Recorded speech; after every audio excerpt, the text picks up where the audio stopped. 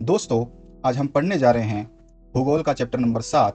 इसका नाम है राष्ट्रीय अर्थव्यवस्था की जीवन रेखाएं। इस वीडियो को हम एनिमेशन के माध्यम से समझने वाले हैं, तो चलिए शुरू करते हैं। हम अपने दैनिक जीवन में बहुत सारी वस्तुओं और सेवाओं का उपयोग करते हैं। कुछ वस्तुएं हमें आसपास के बाजार में ही मिल जाती हैं, जबकि कुछ वस्तुओं को और सेवाओं को हमें दूर से मंगवाना पड़ता है। वस्तुएं और सेवाएं हमारे घर या मकान तक अपने आप नहीं पहुंच जाती हैं। इनको पहुंचाने के लिए परिवहन की आवश्यकता होती है। कुछ व्यक्ति वस्तुओं और सेवाओं को उपलब्ध करवाने में लगे रहते हैं, इसलिए जो व्यक्ति वस्तुओं को परिवहन द्वारा उपभोक्ताओं यानी ग्राहक तक पहुंचाते हैं, उन्हें व्यापारी कहा जाता है।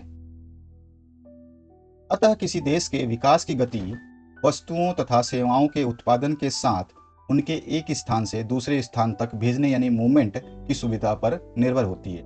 इसलिए परिवहन के साधन तीव्र विकास हेतु बेहद जरूरी समझे जाते हैं।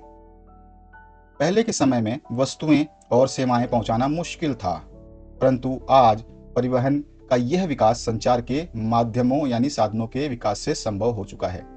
इसलिए परिवहन, संचार व व्यापार एक दूसरे के पूरक हैं। भारत इतना विशाल होते हुए भी संसार के सभी क्षेत्रों से अच्छी तरह से जुड़ा हुआ है। यह संभव केवल रेल परिवहन, वायु परिवहन, जल परिवहन, समाचार पत्र, रेडियो, दूरदर्शन, सिनेमा और इंटरनेट आदि के मदद से संभव हो पाया है। वस्तुओं और सेवाओं को एक स्थान से दूसरे स्थान तक ले जाने के 3 तरीके हैं: स्थल, जल और वायु। इस तरह से परिवहन के साधन को 3 भागों में विभाजित किया गया है। पहला है स्थल परिवहन, दूसरा है जल परिवहन और तीसरा है वायु परिवहन। स्थल परिवहन में पहला आता है सड़क परिवहन, दूसरा आता है रेल परिवहन और तीसरा आता है पाइपलाइन परिवहन। इस तरह से जल परिवहन के अंदर पहला आता है आंतरिक जल परिवहन, जो कि अपने देश के अंदर नदियों और झरनों के द्वारा होता है, और दूसरा है समुद्री परिवहन, जो कि समुद्रों के द्वारा होता है। इस तरह से वायु परिवहन में एक आता है घरेलू विमान सेवा और दूसरा आता है अंतर्राष्ट्रीय विमान सेवा। घरेलू विमान सेवाओं में भी 2 कैटेगरी है, एक है सार्वजनिक प्राधिकरण और दूसरा है निजी विमान सेवा। यानी कि सार्वजनिक प्राधिकरण में हम देश के अंदर कहीं भी जा सकते हैं और आसानी से हवाई यात्रा कर सकते हैं। इसके अलावा जो निजी विमान सेवा है वो केवल व्यापारियों के लिए है जिनके पास में खुद का विमान है। चलिए इन परिवहन के साधनों को विस्तार से समझते हैं। पहला परिवहन का साधन जो है वो आता है आपका सड़क परिवहन, जो कि स्थल परिवहन के अंदर आता है। भारत विश्व का दूसरा सर्वाधिक सड़क जाल वाला देश है। यह सड़क जाल लगभग 62.16 लाख किलोमीटर है। भारत में सड़क परिवहन रेल परिवहन से पहले प्रारंभ हुआ था, यानी कि इसकी बात होती। निर्माण तथा व्यवस्था में सड़क परिवहन रेल परिवहन से अधिक सुविधाजनक है। क्यों?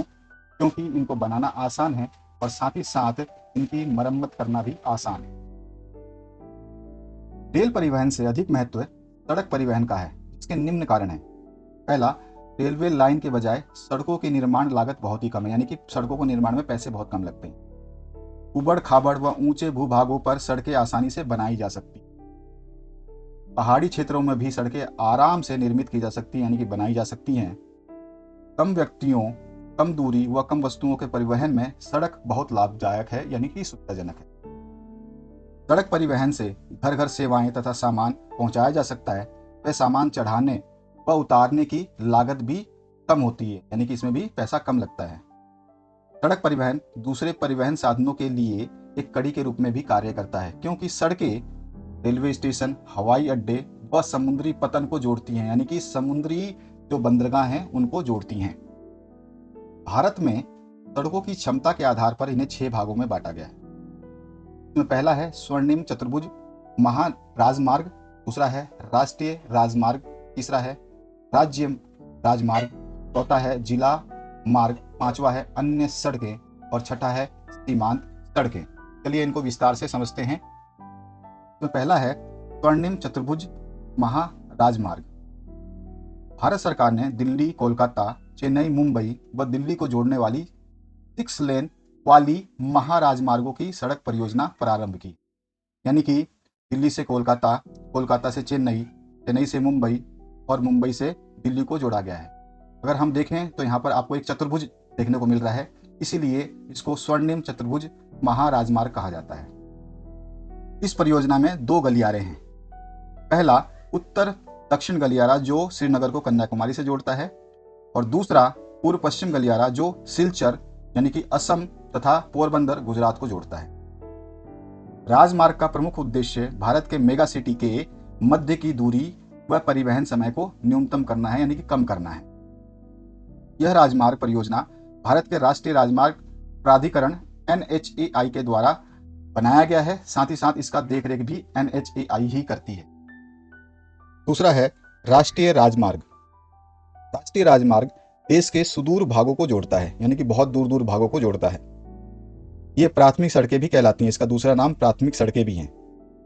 राष्ट्रीय राजमार्ग केंद्रीय लोक निर्माण विभाग यानी CPWD द्वारा बनाया जाता है और रखरखाव भी CPWD यानी कि केंद्रीय लोक निर्माण विभाग ही करती है।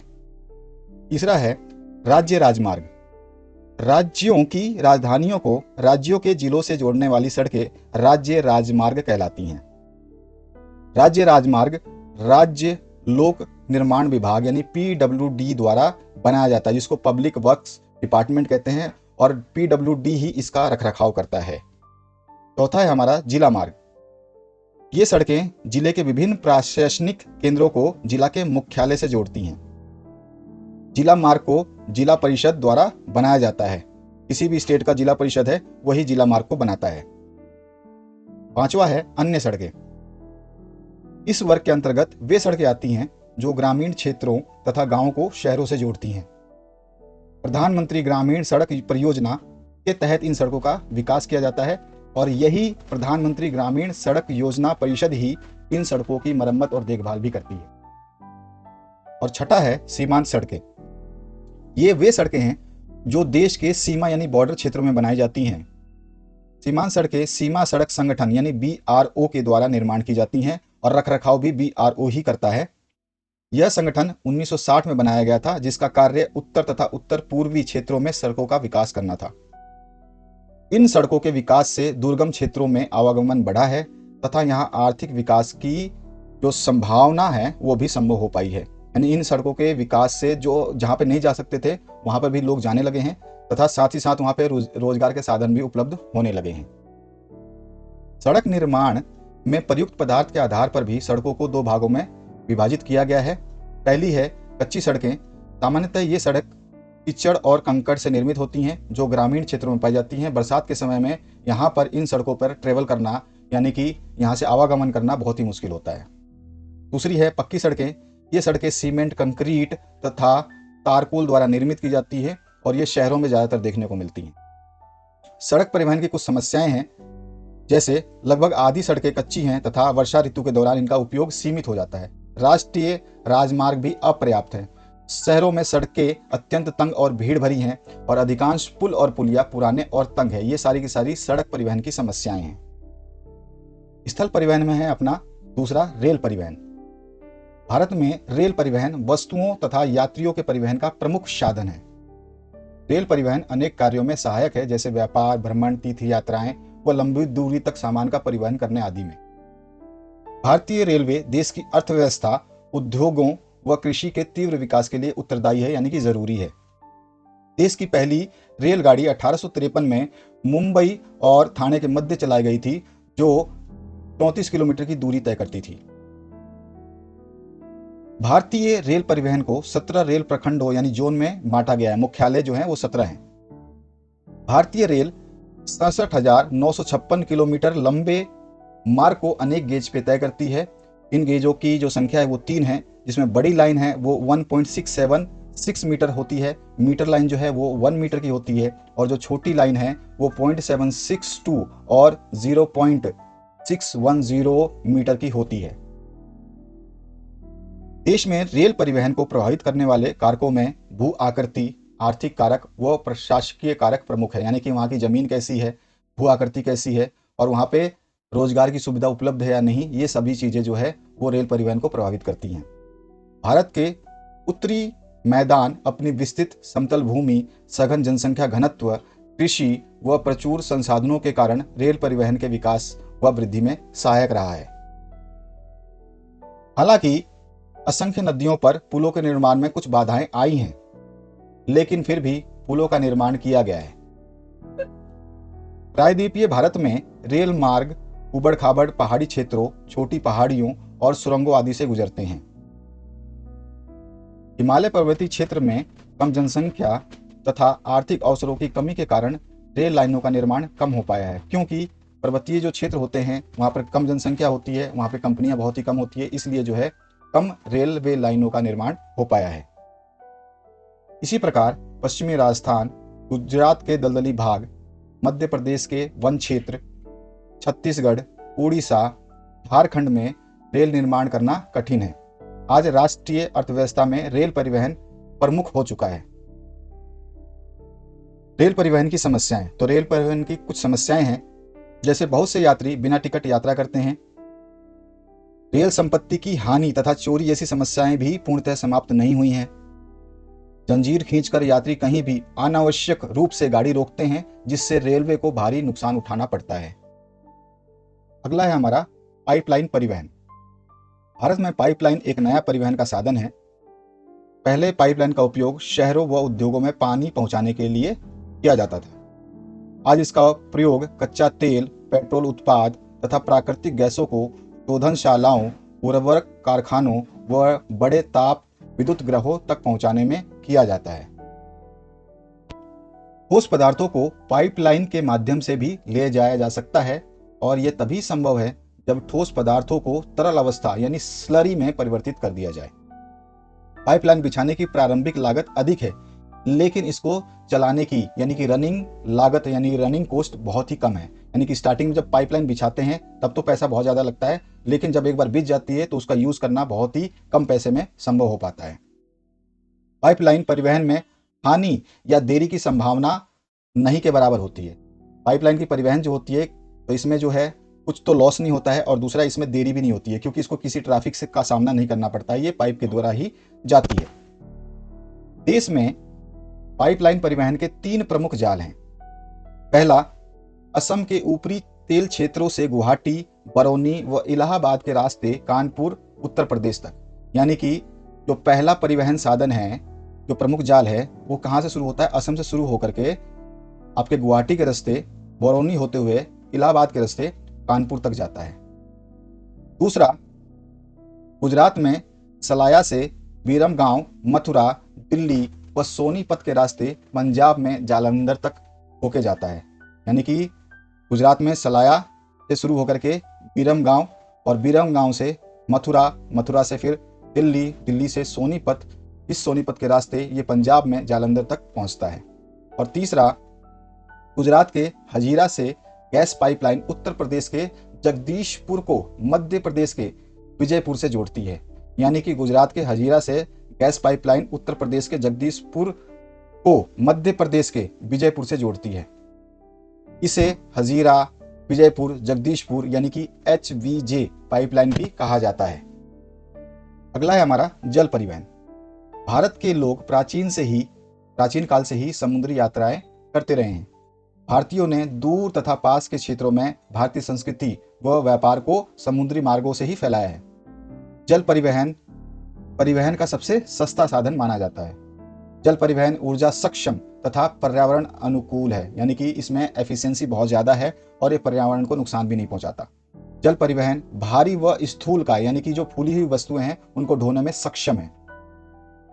भारत में अंतःस्थलीय जल मार्ग 14,500 किलोमीटर लंबा है। यानी कि भारत के अंदर नक्शे के अंदर जितने भी जल परिवहन है जो नदियों और झरनों से जाते हैं, उसकी लंबाई जो कि जल मार्ग है वो है 14,500 किलोमीटर।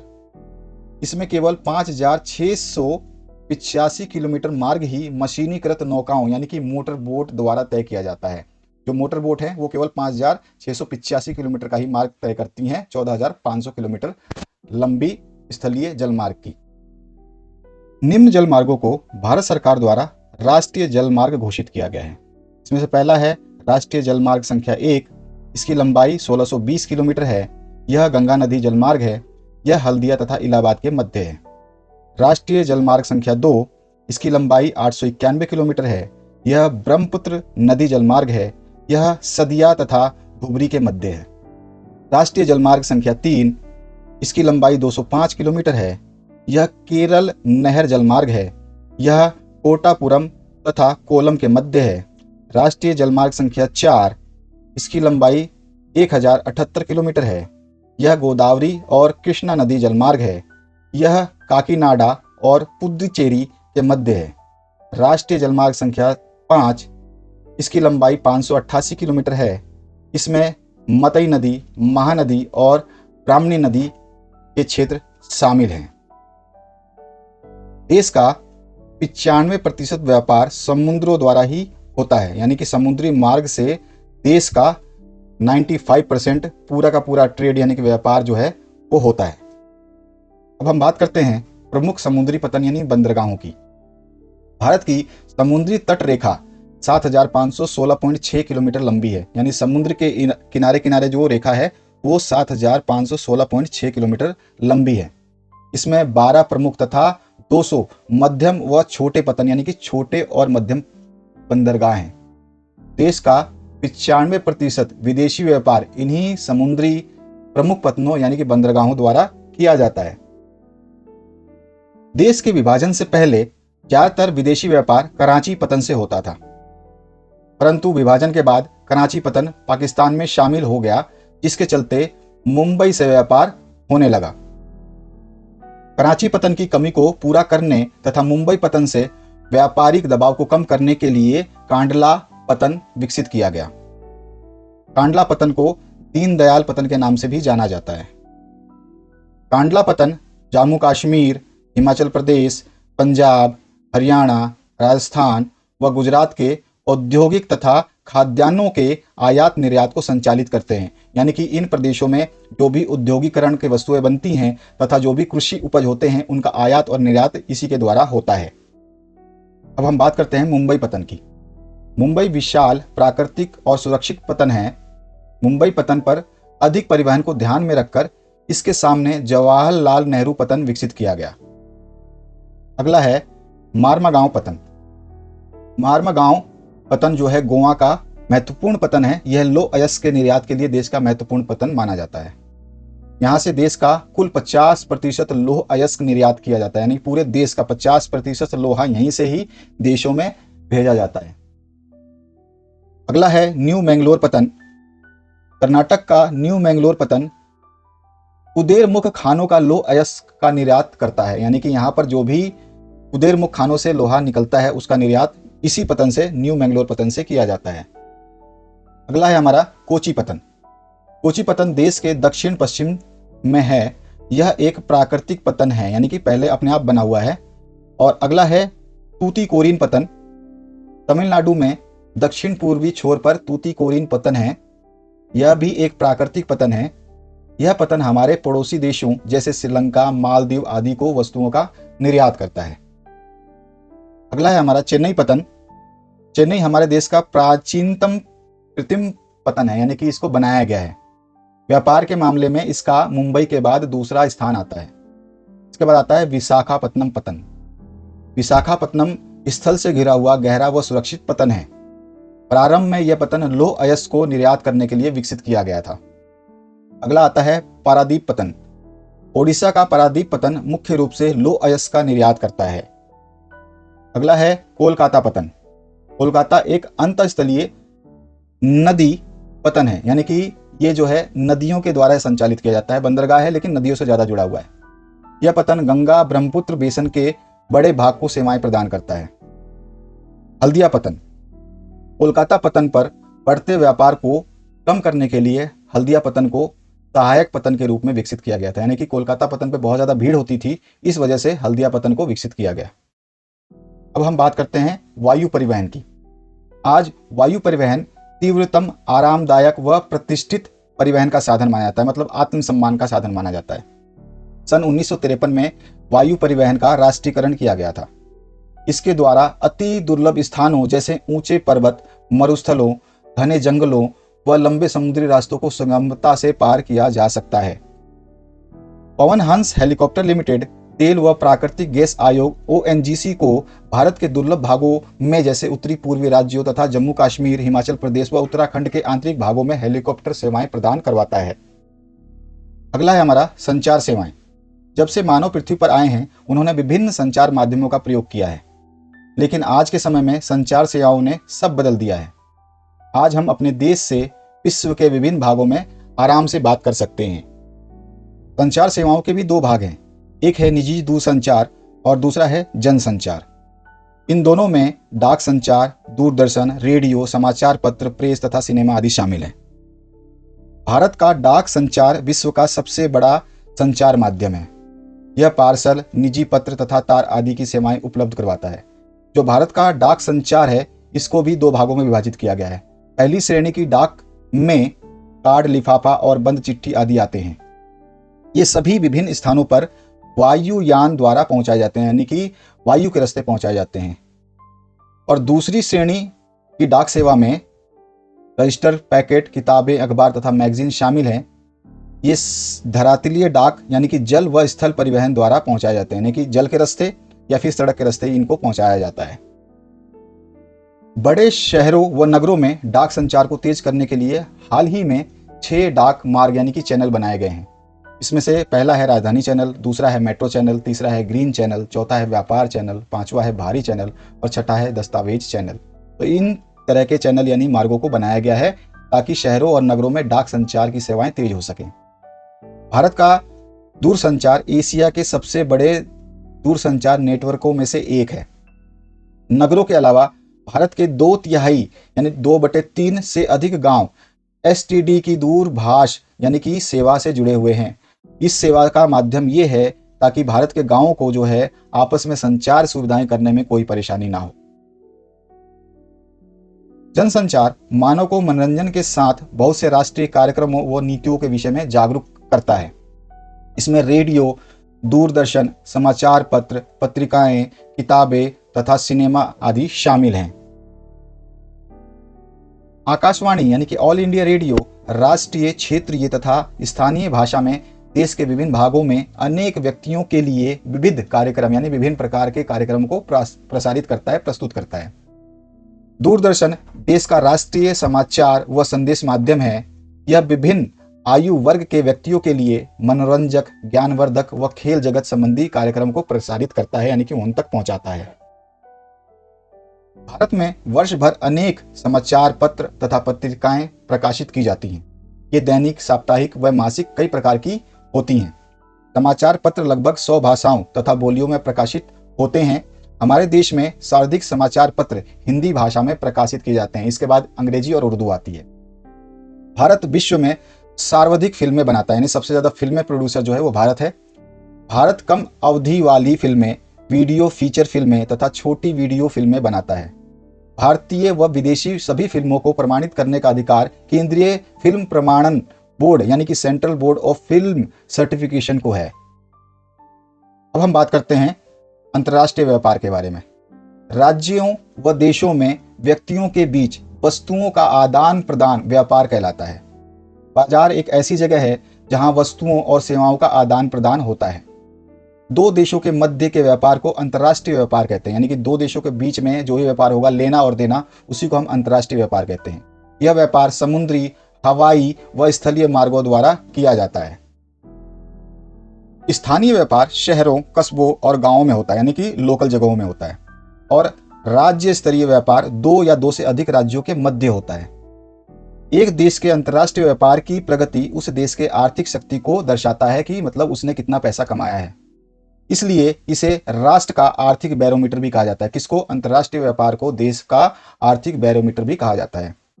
व्यापार के 2 प्रमुख घटक होते हैं। एक होता है आयात, जो कि हम सामान अपने देश में मंगवाते हैं, और दूसरा होता है निर्यात, जो सामान हम दूसरे देशों में भेजते हैं। व्यापार संतुलन देश का निर्यात और देश के आयात का अंतर होता है। यानी कि व्यापार संतुलन अगर हम निकालना चाहें तो हम कहेंगे कि देश का जितना भी निर्यात है, यानी कि हमने जितना भी देश का सामान बाहर भेजा है, उसमें से जितना भी हमने सामान विदेशों से मंगाया है उसको अगर माइनस कर दे तो व्यापार संतुलन निकल जाएगा। अगर निर्यात मूल्य आयात मूल्य से अधिक हो तो उसे अनुकूल व्यापार संतुलन कहते हैं। यानी कि अगर हम देश का बहुत ज्यादा माल जो है अपने देश का दूसरे देशों में भेज रहे हैं, बेच रहे हैं, तो हमारा व्यापार क्या है? संतुलित है। लेकिन अगर निर्यात मूल्य आयात मूल्य से कम हो तो उसे असंतुलित व्यापार कहा जाता है। यानी कि हम दूसरे देशों से बहुत सारी चीज़ें ज़्यादा से ज़्यादा मंगा रहे हैं, लेकिन बहुत ही कम चीज़ें दूसरे देशों को बेच रहे हैं, तो उस समय का जो व्यापार होगा वो असंतुलित व्यापार कहलाएगा। अब बात करते हैं पर्यटन एक व्यापार के रूप में। पिछले 30 सालों में भारत में पर्यटन व्यापार में महत्वपूर्ण बहुत ज़्यादा वृद्धि देखने को मिली है। 150 लाख से अधिक व्यक्ति पर्यटन व्यापार से जुड़े हुए हैं। पर्यटन राष्ट्रीय एकता को बढ़ावा देता है और स्थानीय हस्तकला व संस्कृति उद्योगों को सहारा देता है। पर्यटन अंतर्राष्ट्रीय स्तर पर सांस्कृतिक तथा विरासत की समझ विकसित करने में सहायता करता है। विरासत की समझ का मतलब होता है कि हमने जो भी हेरिटेज है, हमारे महलें हैं, बहुत सारे जो पहले के आइटम बनाए हैं, उसकी समझ विकसित करने में पर्यटन व्यापार जो है हमारी मदद करता है। विदेशी पर्यटक भारत में विरासत पर्यटन, परिपर्यटन यानी कि इको टूरिज्म, रोमांचकारी पर्यटन, सांस्कृतिक पर्यटन, चिकित्सा पर्यटन तथा व्यापारिक पर्यटन के लिए आते हैं। तो पर्यटन एक व्यापार के रूप में इस तरह से हम समझ सकते हैं कि इस तरह का व्यापार होता है, जिसमें विरासत पर्यटन होता है, परिपर्यटन होता है, रोमांचकारी पर्यटन होता है, सांस्कृतिक पर्यटन होता है, चिकित्सा पर्यटन होता है और व्यापारिक पर्यटन होता है। तो इस तरह से हमने इस चैप्टर को समझा, जो कि बहुत ही महत्वपूर्ण था कि राष्ट्रीय अर्थव्यवस्था की जीवन रेखाएं क्या क्या होती हैं और किस तरह से ये काम करती हैं। तो आशा करता हूँ ये वीडियो आपको अच्छा लगा होगा और आप लोग जो है लाइक कर सकते हैं, शेयर कर सकते हैं, सब्सक्राइब कर सकते हैं, कमेंट कर सकते हैं। मिलते हैं नेक्स्ट वीडियो में। धन्यवाद।